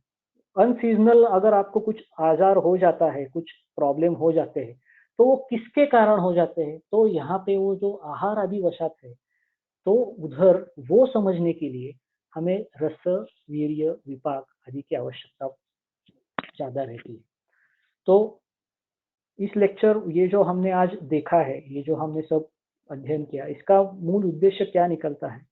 तो हम केवल वनौषधियों को ऐसा नहीं कह सकते कि ये रस के अनुसार ही, वीर्य के अनुसार, विपाक के अनुसार ही काम कर सकते हैं, ऐसा नहीं। प्रभाव जानने के लिए हमें इससे भी ज्यादा जानने की, इससे भी ज्यादा सोचने की, ज्यादा इंफॉर्मेशन लेने की जरूरत है। और वनौषधियों में भी ऐसी गुण है कि वो विशिष्ट कर्म कर सकते हैं। विशिष्ट कर्म ये आपको मतलब वनौषधि भी आप सिर्फ एक ही प्रकृति वालों को दे, इसी प्रकृति में यही वनौषधि काम करिए, ऐसा नहीं है। ऐसा उल्लेख भी ग्रंथों में है, वो आपको कहाँ पे मिलेगा? तो आप अगर चरक का अध्याय 25वां देखोगे तो उसमें उन्होंने अग्रे संग्रह बताया है। तो अग्रे संग्रह में उन्होंने पहले तो आहार द्रव्यों का सब बताया है, और क्रिया कर्म औषधम अथ कर्म औषधम ऐसा अग्रे के संग्रह के शुरुआत में उन्होंने उल्लेख किया है। तो वो जो है वो कर्म इतना अच्छा तरीके से होता है कि उसको रस वीर्य विपाक की आवश्यकता नहीं होती। वो ये सब बायपास कर जाता है। आहार जैसे कार्य वनौषधि नहीं करते। तो आहार के नियम अगर हम वनौषधियों को लगाएंगे, औषधि चिकित्सा के लिए लगाएंगे, तो रस वाले कहते कि नहीं, हम चिकित्सा में ये नहीं, वो सिर्फ निदान के ही इसमें वो क्या बोलते हैं, रसव वीर्य विपाक और दोषों की जो सत्ता है वो निदान के लिए वो ही क्यों लेते हैं, क्योंकि ये आहार के कारण हो सकता है और आहार का वर्णन इनसे ज्यादा मेल खाता है। वनौषधियां प्रभाव से कार्य करती है, उनको दोषों की हमेशा अपेक्षा रहेगी ऐसे नहीं है, और इसका अर्थ ऐसे भी नहीं निकलता है कि ये सिर्फ प्रभाव से ही कार्य करती है, क्योंकि रसों के कुछ तो गुण होते ही हैं। इसलिए आचार्य यह भी बोलते हैं कि किंचित रसेन कुरुते कर्म पाकेन चापरम गुणांतरेण विना प्रभावेण किंचित। तो तात्पर्य यह है कि हमारी वनौषधियों, जो भी आप औषधियां यूज कर रहे हो, हम इतनी उनको आसानी से नहीं लेना चाहिए। इतना ही नहीं, हम जो औषधियां यूज कर इस्तेमाल उपयोग में लाते हैं, उससे कुछ लोग सोना भी बना सकते हैं। आप लोहवाद के अगर देहवाद धातुवाद के अगर रसशास्त्र के ग्रंथ देखोगे तो उनमें भी वनौषधियों का उपयोग है। तो वनौषधियां ये काफी आप स्वयं में काफी बड़ा पोटेंशियल, जिसको हम कहते हैं शक्ति रखती है। तो उनका युक्तिपूर्वक अगर आप इस्तेमाल करते हो तो आपको न रसव मतलब दोषों की भी नहीं आवश्यकता रहती, वीर्यों के भी नहीं आवश्यकता रहती, वो उतनी कार्य करते, आपका विशिष्ट कार्य वो कर जाते ही है। ये है इस लेक्चर का, अगर आप तात्पर्य ध्यान में रखेंगे तो मुझे ऐसा लगता है कि हमारे जो चिकित्सा में हम जो वनौषधि द्रव्य यूज करते हैं, हम उसको अच्छी तरह से यूज करना शुरू करेंगे। धन्यवाद।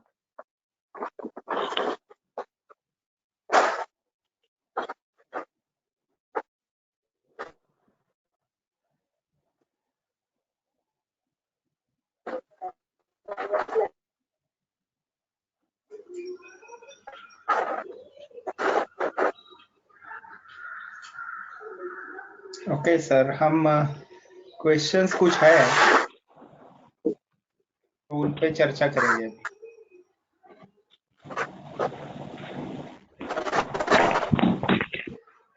सो पहला प्रश्न ये है, आवाज आ रही है सर? हाँ हाँ जी।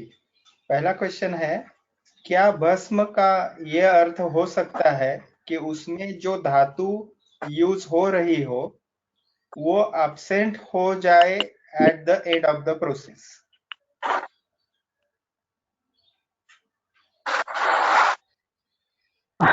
मैं तो रसौषधि तज्ञ नहीं हूँ। हमारा जो ध्येय है इस लेक्चर का वो काष्ठौषधि किस दृष्टिकोण से हम यूज कर सकते हैं उसके ऊपर ज्यादा है, लेकिन भस्म अगर ऐसा मारण उसको जब हम कहते हैं तो उसका यही अर्थ निकलता है कि उसमें उसका ट्रेस कम से कम मिले।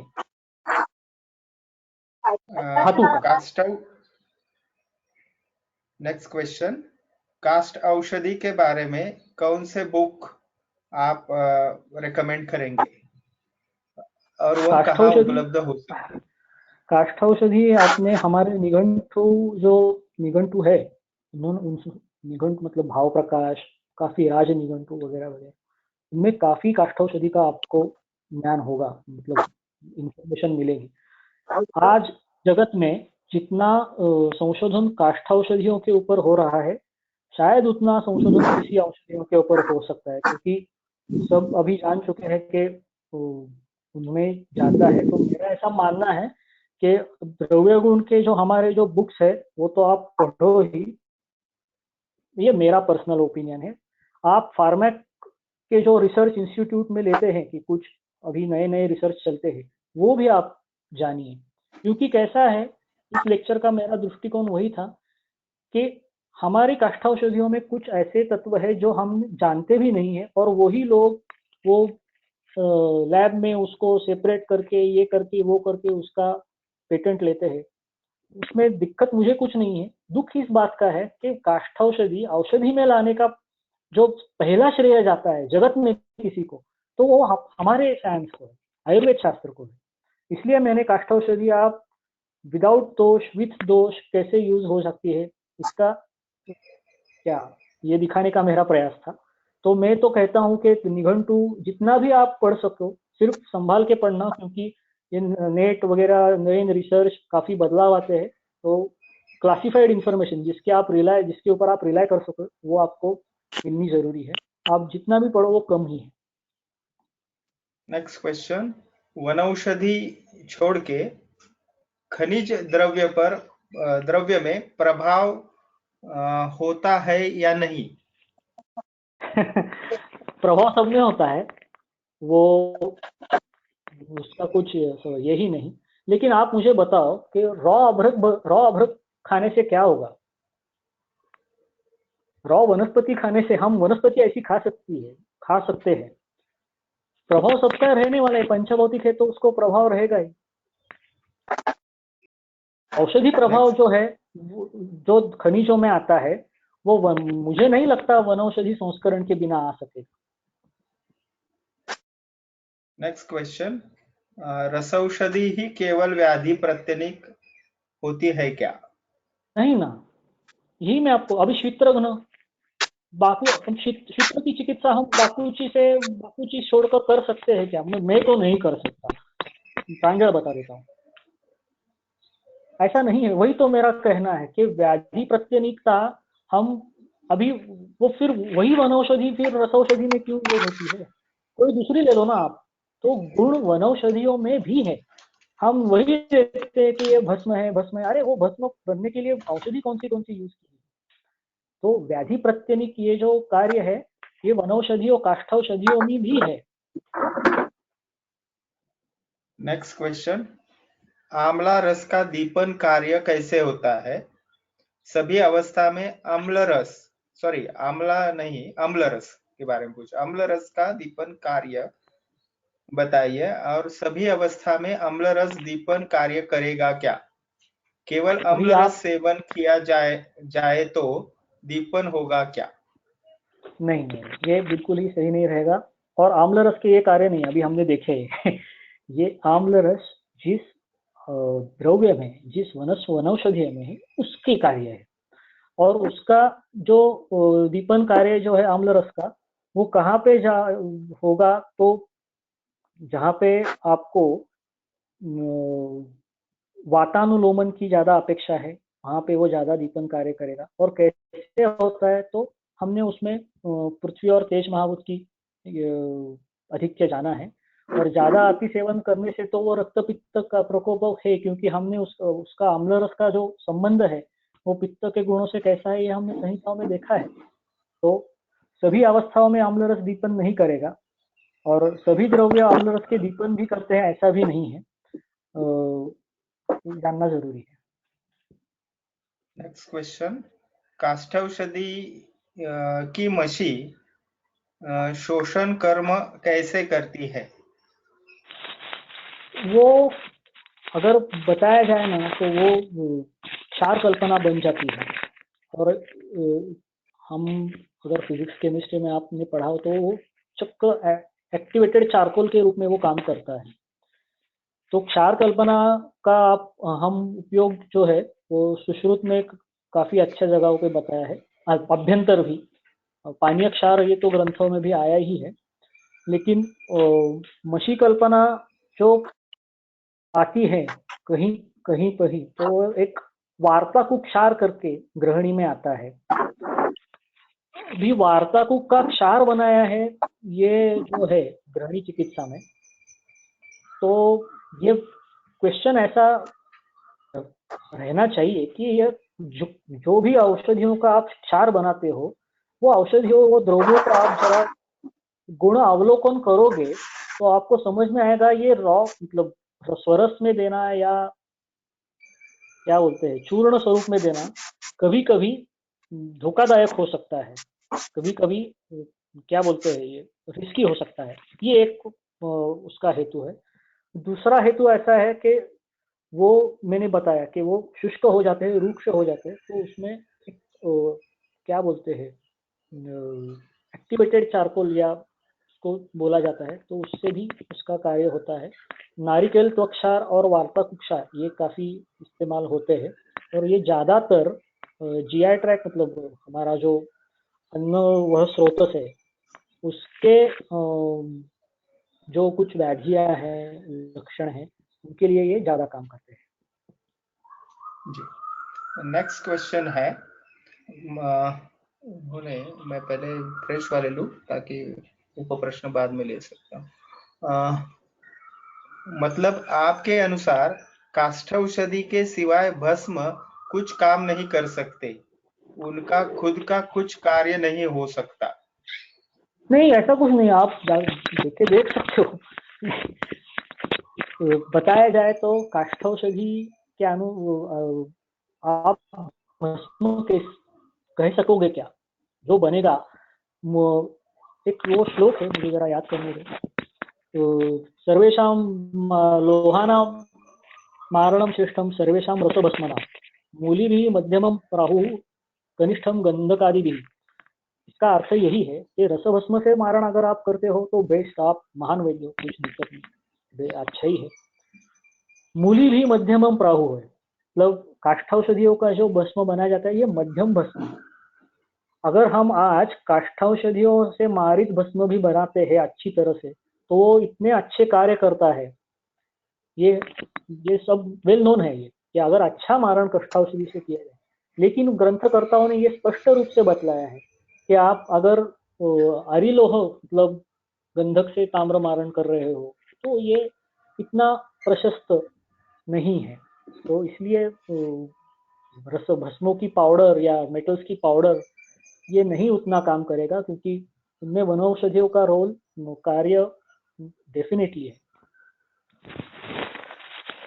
नेक्स्ट क्वेश्चन, माने रसशास्त्र यानी खनिज के शोधन मारन अमृतीकरण करने के बाद उसका ओरिजिनल रसवीर्य विपाक प्रभाव बदलना, ऐसा अर्थ है क्या? ओरिजिनल रसवीर्य विपाक प्रभाव मालूम कहाँ पे है? हम उसको क्या बोलते हैं, ये एक्चुअली उनका रसवीर्य विपाक हम बदल रहे हैं या हमारी मतलब हमारी या उनकी, ऐसी चर्चा गलती से नहीं होनी चाहिए, मेरे मुंह से आ रहा है वो। ये दोनों ही परंपरा काफी महान है। ये रसशास्त्र के बारे में हम जब सोचते हैं तो वनौषधियों का हम उसमें कितना रोल है मानते ही नहीं ना। तो रॉ अगर आप आयन देते हो तो वो कितना खाना पड़ता है? रॉ आयन भी यूज होता है, मेडिसिन में रॉ आयन यूज होता है।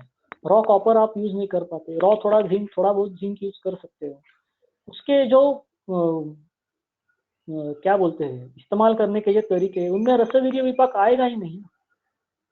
और वही मैं आपको लास्ट में बता चुका हूँ कि ये रसवीर्य विपाक जो है वो आहार का एक्सप्लेनेशन ज्यादा देंगे। वनौषधियों या कोई भी औषधियों का जो तत्व है वो हमें थोड़ा इसके बाहर जाकर सोचना चाहिए।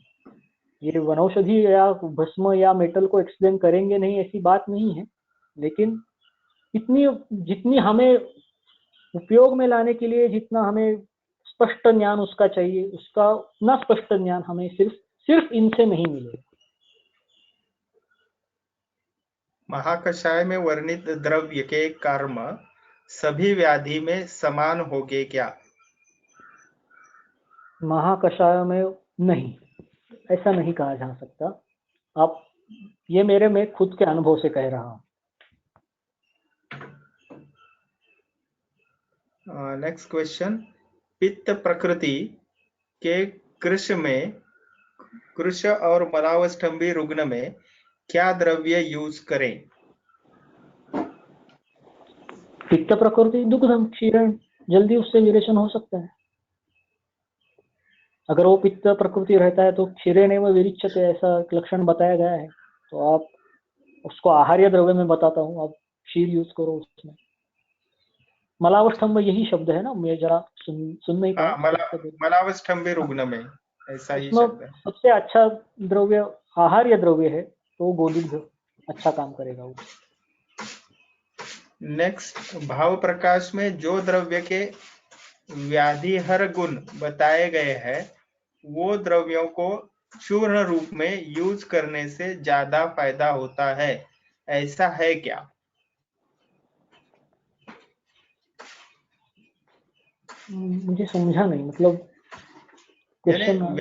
व्याधिहर गुण जो भाव प्रकाश में बताए हैं द्रव्यों के, वो ओके। द्रव्य चूर्ण रूप में ही यूज करे तो ज्यादा फायदा होगा क्या? मेरे ख्याल नहीं से नहीं, वो कल्पना जो है उसके ऊपर हाँ, stress करे। कल्पना है उसके ऊपर। अभी अभी आप उसका एक उदाहरण देना चाहूंगा। क्षीरणे यष्टि मधुकस्य चूर्णम, और जो है मतलब रसायन के लिए जो है, ऐसा नहीं है। क्या यूज करो ये आचार्य आपको वहां पे बता देते हैं। इसका चूर्ण यूज करो, इसका स्वरसी यूज करना है, और किस कल्प में आप यूज कर रहे हो इसका भी इसको महत्व है। सिर्फ चूर्ण से नहीं आते, कुछ कुछ द्रव्यों के चूर्ण आप कैसे बनाते हो उसके ऊपर भी डिपेंडेंट है। कुछ को आप उनमें छाया शुष्क करना पड़ता है, कुछ द्रव्यों को आपको धूप में रखना पड़ता है। डिस्कस ऑन ककाराष्टक एंड पारदप, इसके बारे में आप कुछ बोले। नहीं, मेरा वो अनुभव नहीं है, मेरी उतनी ये नहीं है, क्या बोलता हूँ मैं, मेरा उतना अनुभव नहीं है। उगा बोलने के लिए क्या, मैं कुछ भी बोल दूं तो उसमें कुछ अर्थ नहीं रहेगा। ककाराष्टक गण ये नहीं सेवन करना चाहिए, ऐसा पारद से बहुत इसमें आता है। तो उसका कारण जो है मेरे हिसाब से तो उसके काफी वर्ग शायद से पारद बंधन वगैरह इसमें आते रहेंगे, बताए रहेंगे, लेकिन मैंने इसका कभी अनुभव देखा नहीं है किसी में, और मैंने कभी इस्तेमाल किया नहीं है, तो मैं इसके बारे में ज्यादा नहीं बता सकता कुछ। थोड़ी देर पहले एक प्रश्न लिया था हमने, पित्त प्रकृति के कृश और मलावष्ठम्बी रुग्ण में मंदाग्नि के लिए कौन सा द्रव्य यूज करे, ऐसा उन्होंने करेक्शन भेजा है अभी। घृत। हेलो, जी नमस्ते जी। नमस्ते। हाँ, जी मैं आप तो हाँ पराग डॉक्टर कुकड़े जी जी, मैं आपने जी जी रुकिए, आपका प्रश्न चैट में पूछिए, यही अपनी प्रोसेस है सर। आप कृपया हाँ, अपना प्रश्न चैट में पूछिए। चैट बॉक्स में ही आप पूछे प्रश्न। जी प्लीज प्लीज। तो ककाराष्टक के बारे में आपने पहले ही बता दिया, मंदाग्नि का भी आपने बता दिया। तो अभी ये जो वैद्य कुकड़े हैं इनका प्रश्न लेंगे।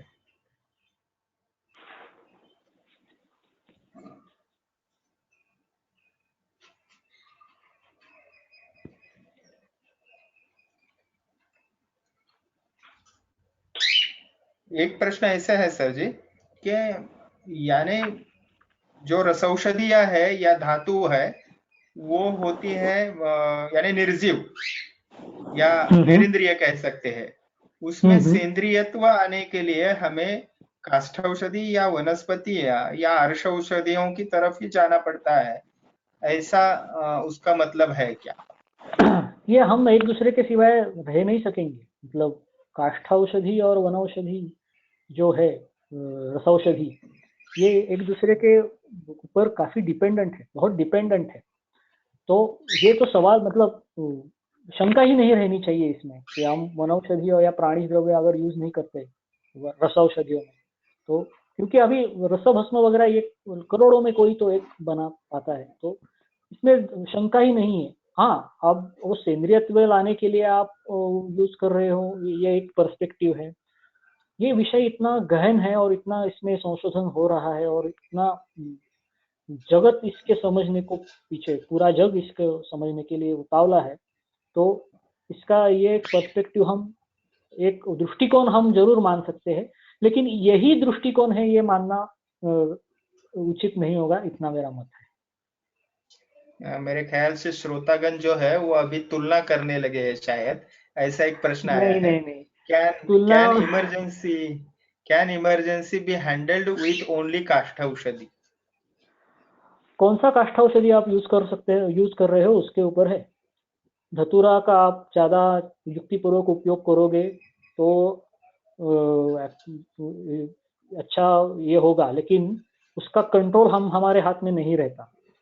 वत्सनाभ, ये जो बहुत सारे विषग्न द्रव्य जो सॉरी विषैले द्रव्य जो हमारे रसौषधि ग्रंथों में यूज किए हैं, वो अत्येक अवस्था में यूज होते ही है, लेकिन उसको कंट्रोल करने के लिए उन्होंने उसका शोधन प्रोसेस बताया है। तो बहुत कल्पना आपको उसकी बदलना पड़ेगी। चूर्ण रूप में आप वत्सनाभ देके उसका जो कंट्रोल रहता है, देना ऐसा दिया और चम्मच भर खाओ ऐसा, ये बहुत डिफिकल्ट जाता है। इसलिए आचार्यों ने उसकी कल्पना क्या बोलते हैं वो बदली है। और कंपेयर मत करो, ये मेरा ये बिल्कुल ही एम नहीं था। मेरा हेतु इतना ही था कि काष्ठौषधि जो हम डेली यूज करते हैं प्रैक्टिस में, उसके जो क्या बोल उसका जो पोटेंशियल है वो द्रव्यों का, वो काफी अच्छा है, उपयुक्त है, काफी महान पोटेंशियल है। और ये दोनों किसी का एक का उसमें श्रेष्ठत्व नहीं है। ये दोनों हाथ में हाथ लेके अगर चले, अच्छी तरह आप भस्म बनाए, अच्छी तरह कल्प बनाए, तो उससे हो सकता है। सिर्फ उसका जो एक्सप्लेनेशन हम रसवीर्य विपाक से देते हैं, उसमें आप जरा क्या बोलते कंफ्यूज हो सकते हो। तो ये प्रभाव से होता है, इतना आप सब ध्यान में रखो। नेक्स्ट क्वेश्चन, लैक्टोज इंटॉलरेंस के लिए दूध के साथ क्या देने से उसके लक्षण कम हो सकते हैं? क्या इसमें विचार करें?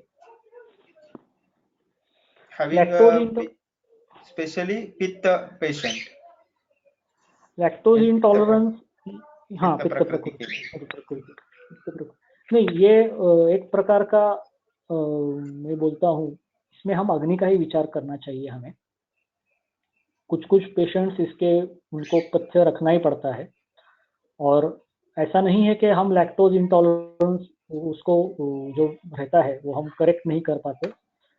इनमें हम दोषों के अगर आप हिसाब से देखोगे तो बहुत बार ऐसे पेशेंट्स का जो लक्षण जो समुच्चय जो दिखता है, वो कभी कभी अधोग अम्ल पित्त ग्रहणी या ऐसे अधोग अम्ल पित्त या पित्त जो ग्रहणी इसकी तरफ ज्यादा जाता है। तो उस हिसाब से अगर आप चिकित्सा करते हो तो आपको जरूर यश मिलेगा। और लैक्टोज इंटॉलरेंस ये अग्नि का ही हमें उसमें विचार ज्यादा करना होगा। अग्नि किस तरह से आप संदीपित करते हो। लैक्टोज इंटॉलरेंस के पेशेंट को आप जो हमारा जो एक क्रमेण उपचिता दोषा क्रमेण एक सूत्र है, तो पहले कम क्वांटिटी, उसके बाद सेम क्वांटिटी टॉलरेट होती है तो थोड़ी और कम करना, ऐसा 14-15 दिन का आयुर्वेद ने क्रम दिया है। तो वो आप देखोगे तो ज्यादा फायदेमंद रहेगा। Could you please suggest how to stock these काष्ठौषधि in OPD setup and how long can it be done? Means कब तक रख सकते हैं? In addition, काष्ठौषधि is more perishable. वो है So, वो कुछ कुछ द्रव्यों में तो कीड़े मिलते हैं, जल्दी बनते हैं, और उसका स्टोर करने के लिए अभी काफी इंडस्ट्रियल मतलब ये रसशाला जो चलाते हैं उनके पास तो काफी ये बड़ी दिक्कत रहती है। तो air tight is the way, dry and थोड़ा कम मॉइस्चर रहेगा ऐसा कंडीशंस आप रखो। सिलिकॉन बैग्स आते हैं, उसमें आप वो डाल दो उस बैग में, और ये जितना आप उसको ज़्यादा ये मत रखो, ज़्यादा दिन तक मत रखो। जितना आप जल्दी उसको 3-4 महीने 6 महीने तक से ज़्यादा मैं नहीं बोलूँगा आपको, आप यूज़ करो। एयर टाइट में थोड़ा उसका लाइफ और बढ़ सकता है, लेकिन ज़्यादा नहीं। Moisture is a main problem, तो आप सिलिकॉन बैग मॉइस्चर काफ़ी अच्छी तरह से कंट्रोल करता है। एक स्वर्ण भस्म के बारे में प्रश्न है। As स्वर्ण भस्म gets wipe out of body like a drop of water from lotus leaf, then how to use स्वर्ण भस्म, single drug और कल्प? मेरे ख्याल से थोड़ा उसमें थोड़ा दिक्कत है, यानी कुछ अल्टरेशन किया है उन्होंने। स्वर्ण भस्म gets wipe out of body like a drop of water from a lotus feet, then how we can use it as a single drug or kalpa? स्वर्ण भस्म हम शहद के साथ तो यूज करते ही हैं। अभी सुवर्ण प्राशन जो संस्कार है वो सिंगल ड्रग ही है, जो हम बहुत सारे वैद्य जो प्रैक्टिस में करते हैं, जो हनी में मिला के सूक्ष्म करते हैं, मधु में मिला के, और वो उसके जो बूंद देते हैं, वो सुवर्ण प्राशन संस्कार वो उसका यही है। और ये जो आपका रेफरेंस है ये मुझे मालूम नहीं, और ऐसा एक्सक्रीट होता है क्या बॉडी से, ये भी मुझे देखना पड़ेगा। मेरे हिसाब से कुछ देर तक सुवर्ण रहता है शरीर में, ऐसा इतना जल्दी वाइप आउट नहीं होता, थोड़ा रहता है। वही मेरा भी कहना था जी। हाउ काष्ठौषधि helps to solve the problem of hair greying and hair growth? ये इसका काफी सारे उपाय ग्रंथों में वर्णित है, तो मेरे हिसाब से आप ग्रंथों का, वाग्भट ने इसके ऊपर काफी, खालित्य पालित्य के ऊपर काफी आपको मिलेंगे। ग्रेइंग ऑफ हेयर्स में काष्ठौषधि का बाकुची का प्रयोग अभ्यंतर कोई कोई लोग करते हैं और उनको अच्छा क्या बोलते हैं उपयोग हुआ है बाकुची का। तो सब में हुआ है ऐसा नहीं, मैंने एक दो लोगों में देखा है, और ऐसा नहीं होता कि पूरे एकदम सफेद चमचमाते बाल एकदम काले हो जाए, ऐसा भी नहीं होता, लेकिन दूर से मतलब समझता है कि पहले से कम काले दिख रहे हैं, जरा वो उसमें थोड़ा बाकुची का काम करता है, ऐसा मेरा अनुभव है।